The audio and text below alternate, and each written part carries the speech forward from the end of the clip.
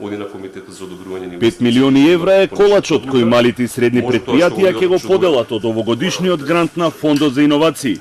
3 милиони евра се од владата, додека 2 милиони евра ќе бидат обезбедени од Светската банка. За прв пат грантовите се отворени за приватните здравствени установи, а исклучени се големите фирми.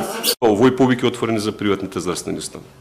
Она што го имам исто така како новитет е тоа што по препорака на Светската банка, кој што сега се вклучува како финансиски партнер во програмата, че Светската банка од овој повик станува партнер на владата во реализација на планот за економски раст, имаме мала измена во делот на условите од аспект на тоа што големите компании веќе не се подобни за аплицирање, за нив ќе развива посебна програма.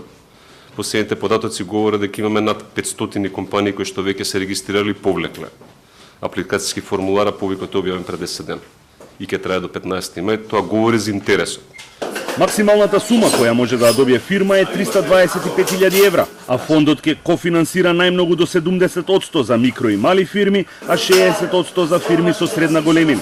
Новитет е што секоја фирма ќе мора да врати во фондот 5% од профитот направен со парите од грантот.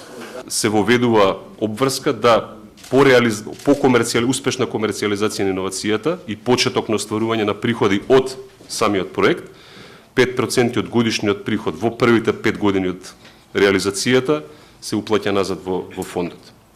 Меѓутоа само од тој приход, односно само од инвестицијата за која што сме партнери. Минатогодишниот грант на фондот го следеа неколку скандали поради фирми на лица блиски до актуелни функционери кои добија финансиска помош од околу 750.000 евра.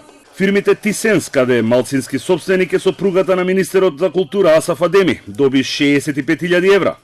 Снаата на Цветанка Ласкова, советник за култура на премиерот, доби 360.000 евра државни пари, исто како и фирмата на поранешниот функционер Веле Самак. Под притисок на јавноста, апликациите за грант ги повлекоа две фирми, во кои како собственици се јавуваа вице-премиерот Кочан Ѓушев и пратеникот Хари Локвенец.